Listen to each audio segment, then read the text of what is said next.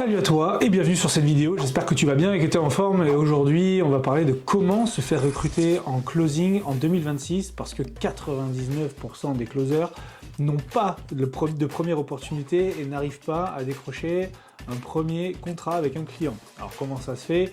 C'est que la plupart du temps on vous a jamais expliqué comment vous vendre, on vous a fait apprendre des scripts, on vous a appris comment est-ce que vous pouvez trouver le problème, la conséquence de l'inaction, etc., les objections. Par contre, quand il s'agit d'apprendre à vendre vous-même, voire de présenter vos compétences et pourquoi est-ce que vous êtes le closer que la personne doit recruter, eh bien c'est là que ça pêche et donc vous ne pouvez pas vous exprimer et beaucoup de closers, voire 95, voire 99% des closers arrêtent cette activité-là parce qu'ils ne décrochent pas de premier contrat ou alors un contrat de setting éclaté au sol que personne ne veut. Donc dans cette vidéo, je vais vous apprendre les 3 points essentiels qu'il faut que vous maîtrisiez pour pouvoir vous faire recruter. Bien entendu, avant ça, j'aimerais bien que vous alliez vous abonner à cette chaîne. Vous pouvez mettre également la petite cloche pour recevoir les prochaines notifications de vidéos. En tout cas, on est sur 2026, on va performer et aujourd'hui, je vais vous donner ces 3 astuces-là qui vont vous permettre de vous faire recruter dans un poste de closer. Premier point, on va voir le plus important, ça va être la posture. Qu'est-ce que vous allez incarner en tant que closer? Qui vous êtes et quelle posture vous dégagez, quel leadership vous dégagez naturellement pour pouvoir donner envie à la personne d'aller plus loin qu'un simple rendez-vous. Déjà, la première chose, ça va être comment vous vous présentez au rendez-vous. Est-ce que vous êtes bien habillé? Est-ce que vous êtes en vrac? Est-ce que vous avez une casquette? Est-ce que vous n'êtes pas coiffé, mal coiffé, etc. La plupart des gens négligent cet aspect-là physique et malheureusement, on n'a pas une deuxième chance de faire une première bonne impression. Donc déjà, vous devez être propre sur vous, être bien habillé, être frais, dispo et surtout avoir pris une douche, être en condition pour faire cet entretien. Deuxième point de la posture, ça va être également votre positionnement. Comment est-ce que vous vous positionnez devant la caméra? Comment est-ce que vous êtes assis? Est-ce que vous êtes avachi? Est-ce que vous êtes sur le côté? Est-ce que vous êtes... Voilà, le plus important, c'est d'être droit devant sa caméra, d'être bien présenté, donc d'essayer d'avoir un petit espace au-dessus de la tête, ça c'est toujours important, de ne pas être comme ça ou de ne pas être comme ça, que la caméra soit face à vous, non pas en dessous ou au-dessus. On n'est pas des youtubeurs, on est là pour un entretien professionnel et donc on veut passer pour un professionnel. Donc déjà la posture, le cadrage est extrêmement important. Ensuite, dans la posture, il va bien sûr rentrer en compte l'environnement. Donc qu'est-ce qu'il y a derrière vous, qu'est-ce qu'il y a devant vous? Devant vous, vous devez avoir votre poste de travail et derrière vous, vous ne devez pas être dans votre chambre, vous ne devez pas être dans un endroit qui est en bazar, vous devez être dans un endroit posé, professionnel, qui inspire la confiance. Et donc pour ça, vous devez mettre en place peut-être un décor, peut-être que vous devriez aussi ranger votre chambre si vous êtes dans votre chambre, ou si vous êtes dans un bureau, que le bureau soit sur un fond neutre. Je recommande fortement de ne pas mettre de fond d'écran ou de fond, vous savez, sur les fonds verts là qu'on peut voir régulièrement sur les vidéos, parce que ça, de 1, ça veut juste dire qu'on a envie de cacher quelque chose, qu'on n'est pas prêt.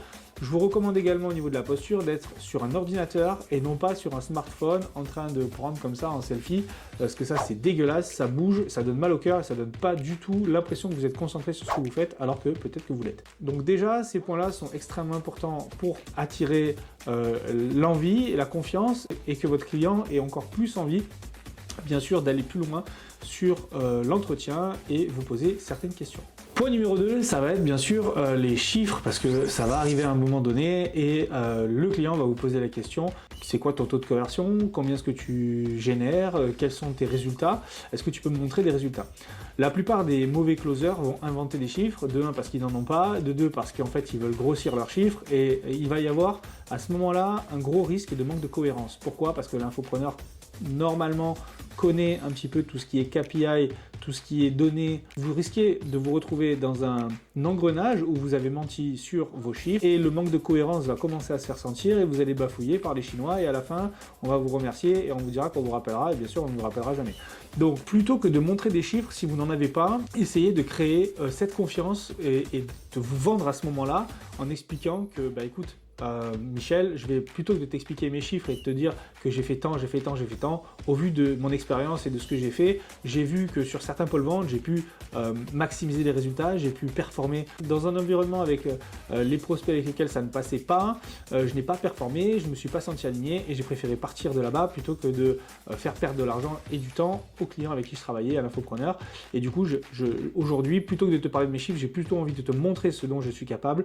Ce que je peux te proposer à la limite, c'est de faire faire un jeu de rôle, de pouvoir te montrer mes compétences, de faire des objections, de te montrer comment je travaille, et ça te donnera beaucoup plus d'informations parce que je préfère les actes plutôt que les paroles. Te dire que j'ai fait X de chiffre d'affaires et X de taux de conversion, ça n'a aucune valeur, tu ne pourras pas vérifier forcément, et je préfère être tout à fait transparent avec toi et te montrer mes compétences et mes capacités plutôt que de te donner mes capacités écrites et chiffrées.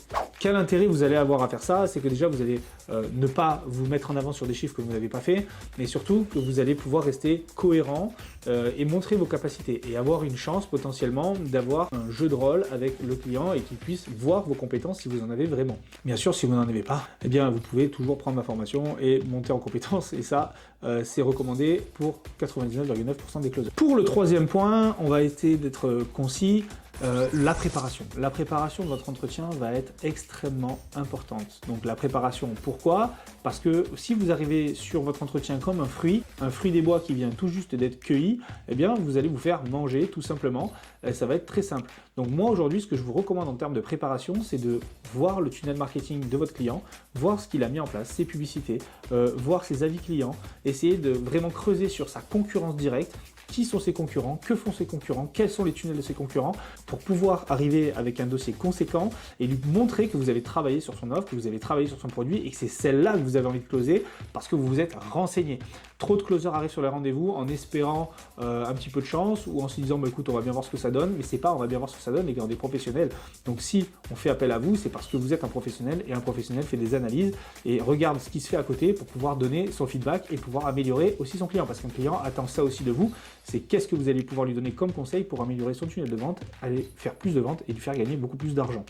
Donc c'est extrêmement important de préparer son entretien, d'aller voir ce qui se fait à côté, de préparer un dossier et de pouvoir proposer aussi aux clients des phases d'amélioration de ce que vous avez pu constater au vu de votre expérience. Parce que si on fait appel à un closer, c'est pour également qu'il apporte sa compétence et son leadership. Voilà les gars, écoutez, c'est tout ce que j'ai à vous présenter aujourd'hui. Je pense que c'est assez clair. Le point numéro 1, la posture. Le point numéro 2, ça va être savoir se vendre. Et le point numéro 3, ça veut dire préparer son entretien pour pouvoir avoir un maximum de chances d'être pris et d'avoir un premier contrat.